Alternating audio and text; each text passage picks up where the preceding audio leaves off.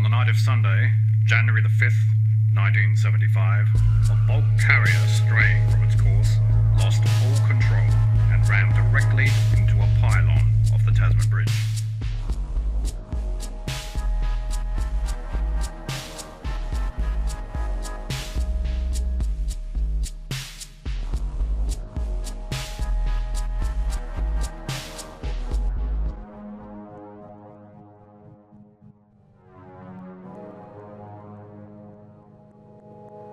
I wish I knew why this dream haunted me so persistently. But the sad thing is that with the deviousness of some dimension-hopping phantom, it creeps also into my waking state. I'm then left cogitating whether the phantom is me, forced to revisit the tragic event on the bridge as some sort of karmic recompense. Sometimes, as I pass quietly over the bridge, even in broad daylight, I experience flashes of deja vu. These split-second jolts are like pinpricks into my consciousness and release unwelcome pangs of anxiety and dread. Then, as I approach the middle, where according to an eyewitness on that fateful night in 1975, the whole section just dropped like a feather, it's as though a cloak of doom suddenly descends upon me. What is the purpose of these vivid images that wrench me out of my equilibrium? What does it all mean? I needed to find out. Imagine you're in a place. I'm at a beach. I thought about a deep water phobia I had when I was young, which I never really conquered. I want you to go way, way back now. Back to when you were very young.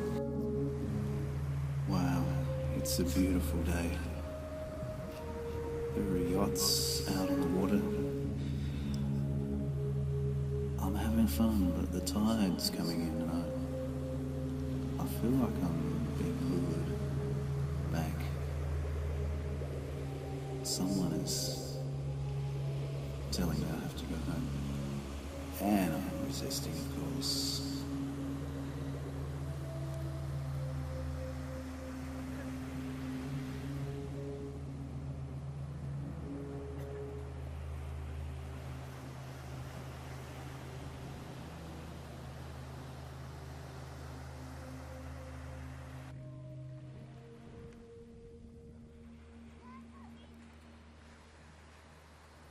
Now I want you to relax again.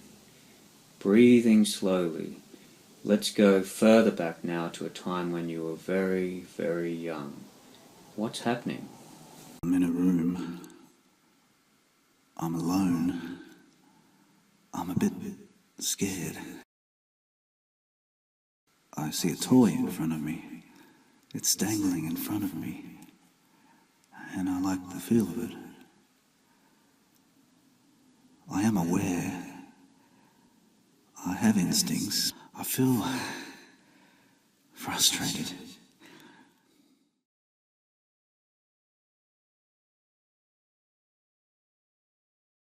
Now I want you to go even further back than that, Daniel. What do you see?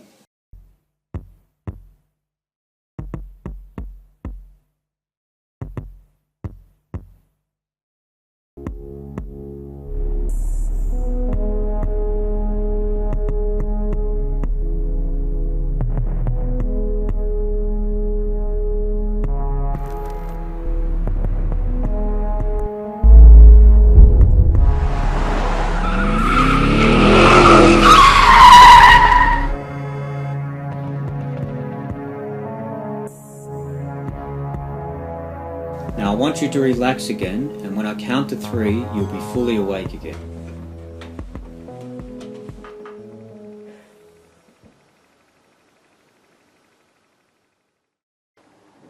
I was informed that this had been a very productive session.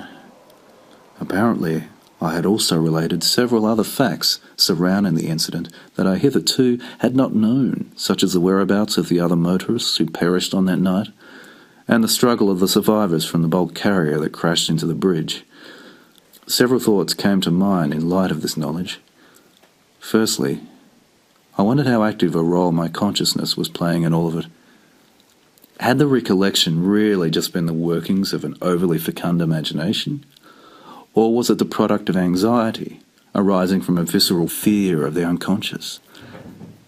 Then again, how could I relate such specific details of the event that I had no previous knowledge of? Now there's something I couldn't convincingly answer. Even if my subjective self had intervened, the fact remained that the revelation of these details was there and quite beyond explanation. Then something else struck me.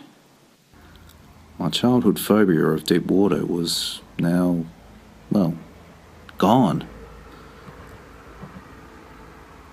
This seemed obvious. I drew the correlation between my childhood self with the person in the car. That person who felt completely helpless and frustrated plunging through murky water so impossibly deep. Here was the most compelling argument for reincarnation yet. Even the most vehement skeptic had to relent. Did the calamity leave an imprint on the soul that was indelible enough to carry through to the next life?